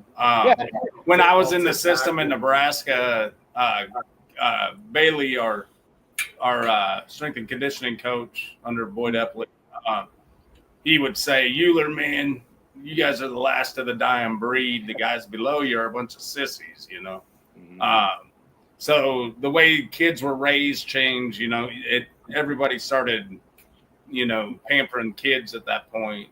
And you know what they did? Blah, blah, blah. They started playing 7-on-7, basically touch football. Right. Yeah. Like I think that's changed the game more than anything. And people want they want quarterbacks throwing the ball around. Like, we grew up in a high school system that we ran the ball. My senior year, we were 12 of 24 passing, and we were 12-0. We threw 2 passes a game. Tony, I don't know if you guys threw a little bit more, but not much. But because you had to, you just didn't have. Your running back wasn't good enough. No, just kidding. Same thing at Nebraska. We ran the triple option. We ran people over. We'd rush for 400 yards a game. People want to see the ball thrown around, and the games take forever. Like, we could watch a Husker game in 2 hours pretty easy. They're like 4 hours now. Just that era's gone, right? Like, so in order for Nebraska to get back to year in and year out, I think, first of all, can we just get back to competing for a Big Ten championship? Like, national championships shouldn't even be on anybody's mind right now. Like, we have to just show that we can compete and maybe be at the top of the Big Ten, right? The Big Ten's the best conference in college football, right? Like, it's week in and week out, the hardest games. And so just surviving that gauntlet every year, very, very difficult. And it's proven to be that since we've moved to the Big Ten. So I just don't think we're going to ever see any programs really, like Vanderbilt's on the move. Who would have ever thought? Like, they had a quarterback transfer. Like, who would have thought, right? So I think how we grew up, we'll never see another team like the 90s. I don't think we'll ever see another team like Alabama unless that team is just outspending everybody dramatically, right? So, all right, had another one on the text line. It says, come on, Uncle Todd. There were 3 Uhlers on that 3-peat run. Don't leave us hanging. All right. All right. So 86, 87, 88, we had a shot. Battle Creek did it, being the first C1 team to do a 3-peat. Tony's team lost in the state final, unfortunately. And so then Norfolk Catholic, our arch rivals, did it. And somehow my older brother Troy sent his kids to Norfolk Catholic. I went and watched, and I cheered for each individual nephew. Never cheered for Norfolk Catholic one time. I cheered for my nephews. I wanted my nephews to do well, but I didn't. If they lost, I didn't feel bad. Which they didn't lose much. No, they were not with Beller. No. So that actually carries on the Uhlir tradition, just as at the wrong place, right? So, so yeah, 3 state championships. Those guys did it. And what I thought was crazy is that 3-year thing. Did they have one Division I football player come out of that 3 years? Kaiser came. Kaiser, no, he was. Kaiser wasn't in it. He was older. Connor Ketter went and played. He walked on. And Beller punted. That's 2. Beller, yeah. Other than that, yeah, you'd have to grab Martin. Which tells you how good a coach Jeff. And I do. I have the most respect for Jeff Beller. I actually tried to get him on the show today, guys. It didn't work out because I wanted him to settle once and for. He coached against all of us. I wanted him to settle once and for all. Who was better, the '86 team or the '92 team? So we're not going to be able to settle that. I still think it's '92. 86. But I grew up watching the '86 team, and they were just giants to me. So for me to even think we could compete with that team is crazy, right? Like in my mind, how would we ever compete? Because when I watched you guys play, I was a 6th grader, right? Or Gunther and Priner. Yeah. Like how would we? Monster. Yeah. So, but it would. I still think it's the top 2, and '87 could be considered as for sure in the top 5 for sure of C1 teams all time. Like what we did, nobody's really ever done again, right? So, I still have C1 records that are 33 years old. That's crazy. Like, how did those not get broken? All right. Another one says, what were the horror stories from college ball? I mean, scout team for me were the horror stories, right? Like, and the other thing I think too about college that people don't understand, like Troy said, they own you. If you got hurt, they just literally moved it up and kept going. Like it was next guy up, and you were probably done, right? So I remember in '95. Yes, that was my deal. Yeah, I mean, they literally just move the practice up, and they keep going until they get you off the field. They just keep rolling. And, it's a business. And and that was the other thing. Always talking with Trent about going to play. I would tell him, Trent, this is a full-time job. You will have zero freedom. You will have to do what they want you to do when they want you to do it. He's like, oh, Dad, And I remember after the first 2 weeks, him calling me going, Dad, I thought you were kidding. Like, oh, you're signed up now, son. So yeah, I just don't think that level of commitment is quite understood because in high school, you go to school, you get out at 3:30, you practice from 4 to 6, and you go home, right? And that's it. I mean, it was 2 hours, 4 days a week, and then you played on Friday nights, and there was no Saturday or Sunday stuff. Tyrone was fishing or hunting all Saturday and Sunday, right? I was probably not fishing. But then you get to college, and like Tyrone said, 3 hours of film.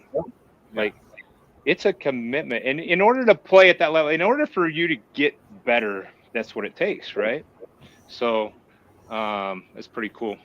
Something else. Let's compete at the highest levels. Yeah. If you want to compete for national championships, Big 8 championships, now Big 10, it everybody and the money now tells you fans want to win, right? And obviously the players want to win too. So that's the hard part. I don't think any player comes to Nebraska and is like, I don't want to win. You come here, you want to win. Can't win them all.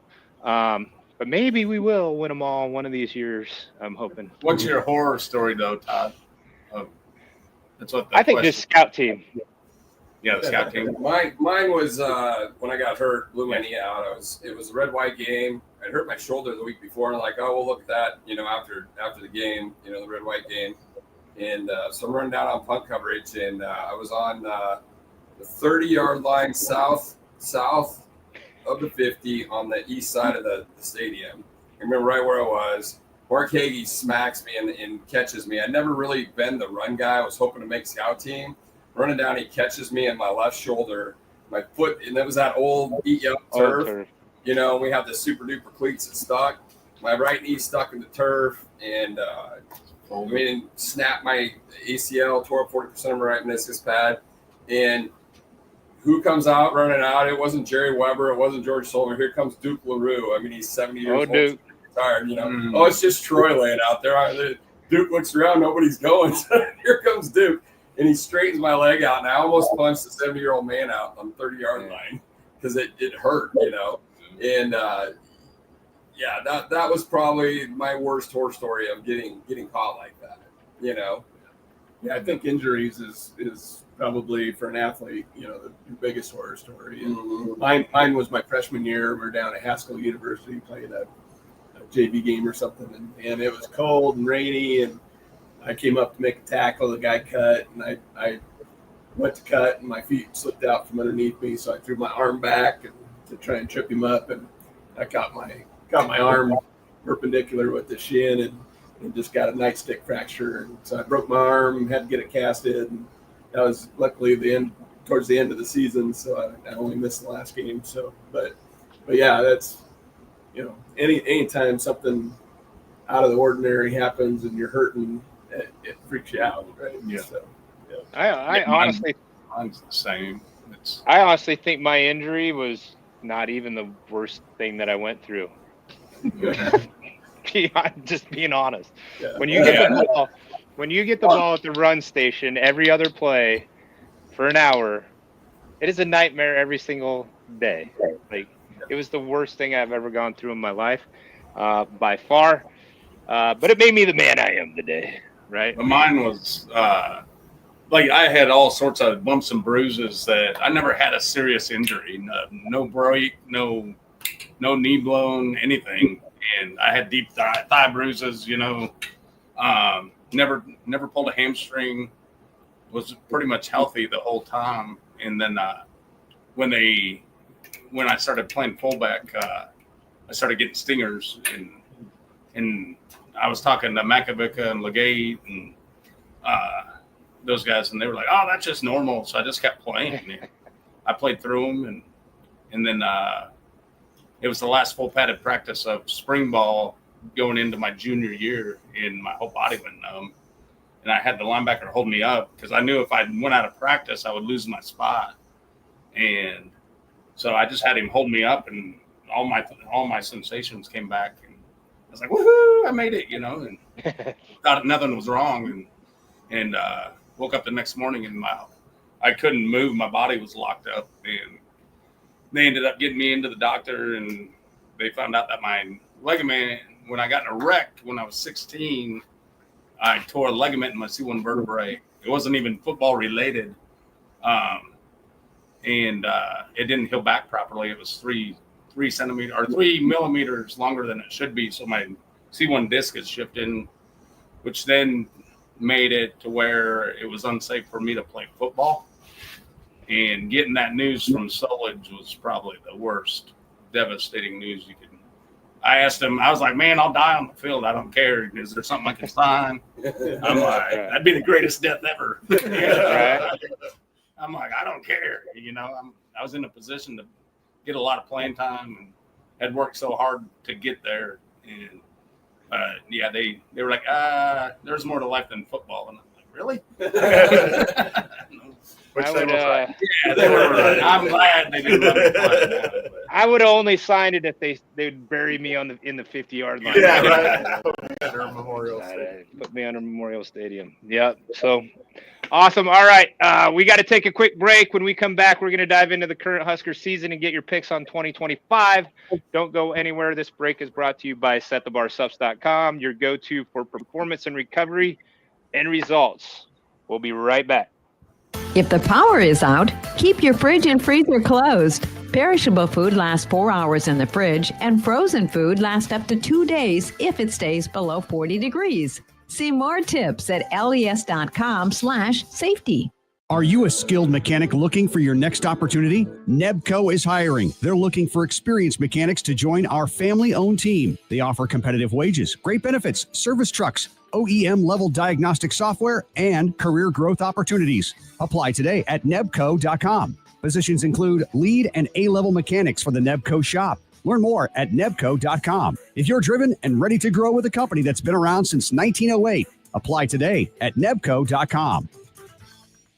A1 Automotive's second location is now open at 5110 State Hill Drive, just off of Yankee Hill Road. The new location continues to specialize in all makes and models and provides personalized service as they have for 15 years. With the school year here, A1 Automotive reminds you that college students get 10% off any service, and they offer free tire repair with a valid college ID. Schedule your appointment today at a1autolincoln.com and visit their new location in South Lincoln at 5110 State Hill Drive or downtown at 11th and L.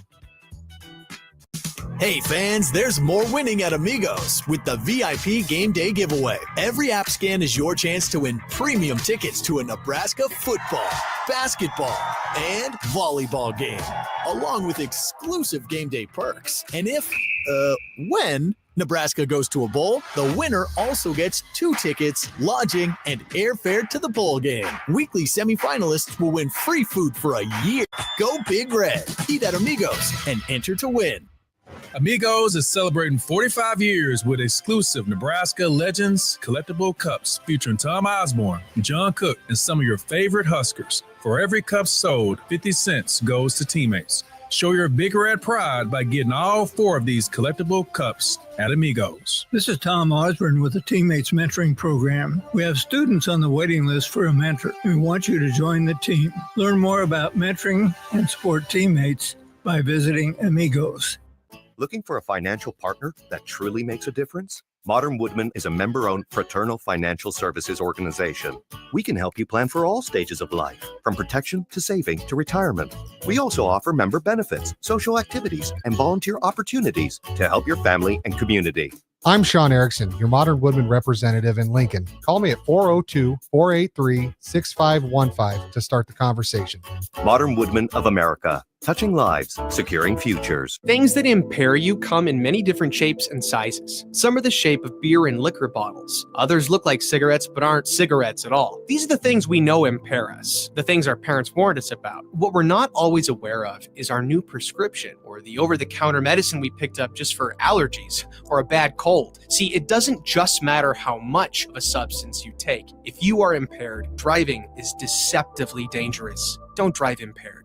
Paid for by the NDOT Highway Safety Office. Shopping for new flooring is different today. Getting your questions answered, making the right selection, getting the best value, and installed quickly and professionally. Visit ostreetcarpet.com or shop our store. We'll answer all your questions and help you make the right choice. You'll be enjoying your new floor in just days for less than you'd pay elsewhere. Carpet, vinyl, wood, laminate, tile, and area rugs. We've got it all.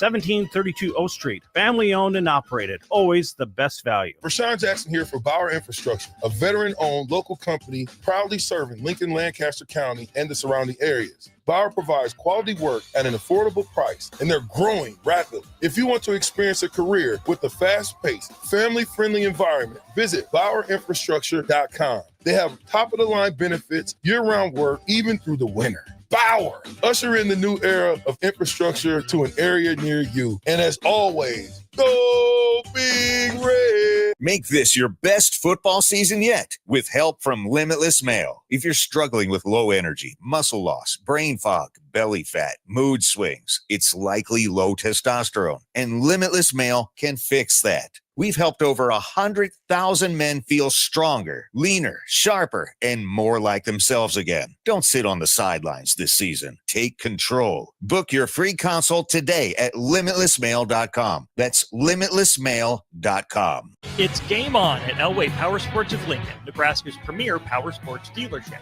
Stocking top models from Can-Am, Kawasaki, Honda, Polaris, CF Moto, Suzuki, Yamaha, Indian Motorcycle, Sea-Doo, and Triton trailers. Score big on our massive selection of Can-Am side-by-sides with rebates up to $3,000 on select in-stock models. Elway Power Sports of Lincoln has you covered all under one roof with a large selection of side-by-sides, ATVs, motorcycles, and personal watercraft at their 27th and I-80 location. They can't wait to get you set up for football season. Back to the Power Hour with Todd Uhlir on 93.7 The Ticket and theticketfm.com. All right, brothers, here we go. Final segment of this special edition 2-hour Power Hour on 93.7 The Ticket. We're going to jump right in. Like, I want to say we're all here in Nashville. We've been hanging out all weekend. You got to see Gavin and Gabe play G1, G2. They kicked butt. It was awesome. So let's dive into, let's see what you all think we're going to do this year. And I know you guys don't follow it as closely as I probably do since, Trent's on the team. I've been to some practices. I might have some inside info on this, so I may or may not, be ahead of you guys on this one. But we start the season, and we only got a few minutes. So we start the season in Arrowhead against Cincinnati. I got us winning that game. How about you guys? Yes, definitely. Yes. Everybody win? Yeah, brainer. Yep. I like to be optimistic, but I don't like being disappointed either. Yeah, so and I don't think it's going to be an easy win by any means. We come back home for Akron the next week. Obviously, I think we're all going to pick a win there. Houston Christian the next week. I'm hoping Trent gets to play in one of these games. He's a redshirt freshman. He's still pretty far down on the depth chart. So I'm hoping either Akron or Houston Christian, we're beating them enough, Trent gets to play. Then we got the big one, 30-year reunion for the 1995 national championship team. Michigan at home. What do you guys think? I think we take them at home. At home? Yep. Yeah, home game. Should be able to get it. And they're going to be coming off. It's going to be tough. Is their coach still going to be suspended that game? Actually, he picked that game to be suspended. Oh. He wants them to work harder. Nebraska. At least that's what I was told. I don't know if that's changed, but yeah. So, Tyrone, you're good with beating Michigan, or you're going to be? Especially, like what Tony said, they're going to get whooped playing Oklahoma. And then, all right, so then we got Michigan State. You guys realize we start with 1, 2, 3, 4 home games. Michigan State at home. We've got a buddy that has a kid on their team, is the long snapper. Sean Schickel's boy. So that'll be fun when he comes into town. I think we beat Michigan State at home. Anybody disagree? Nope. All right, then we go on the road to Maryland on October 11th. I think we handled that game. Anybody in disagreement? Nope. All right, you guys just follow them. All right, and then we got to go to Minnesota. I always think that's a challenge up there. I'm excited to go to that. I'm not going to Maryland. I have no desire to go see their stadium. I do plan on going to the Minnesota game because I haven't seen that stadium. It's newer. I think we beat Minnesota up there. I don't think they're that good. Yep. But I could be wrong. It's going to be, they play us tough every year. Yeah. We got a short week to prepare. So we got to be healthy going into it. Yeah. Well, we got to be healthy, period. So then we got Northwestern, which Window World will be giving away 2 tickets to the Northwestern game. All you got to do between September 1st and October 15th is have somebody come out and give you a bid on your windows, doors, siding, or roofing, and you'll be qualified for 2 tickets. We're going to draw those. So I got us beat Northwestern. I think they got a good coach. I think they're probably going to be better than they have been, but I still think we can beat them at home. Yep. And then the big ones start coming. USC, November 1st in Lincoln. I'm praying for snow. We always, anytime those California teams come into town, you're praying for snow. I love playing in the snow and the weather and that kind of stuff. So I still think we can beat USC at home. We go to UCLA. I think we can beat UCLA in the Rose Bowl. Then we got Penn State at Penn State. Definitely going to make the trip out to Happy Valley. I think that was a loss. And then we finish with Iowa at home. And we better beat Iowa this year. We literally beat ourselves last year. So I think we've gotten better, and I think we'll take care of Iowa at home. So I have us optimistically with no injuries at 11-1. So call me crazy, but that's what I got. So our time's up here. Thanks again for my brother for joining me on the show. I'll be back next Saturday at the regular time, 10 a.m. So go out there, do the work, win the day, be relentless, and set the bar. So God bless. Much love. Peace out. Go Thanks. Big Red. Go Big Red. Plumbing and Utility has been serving Lincoln and the surrounding area for 14 years, and they're not slowing down. Select Plumbing and Utility handles all your plumbing needs, from faucets and water heaters to full renovation.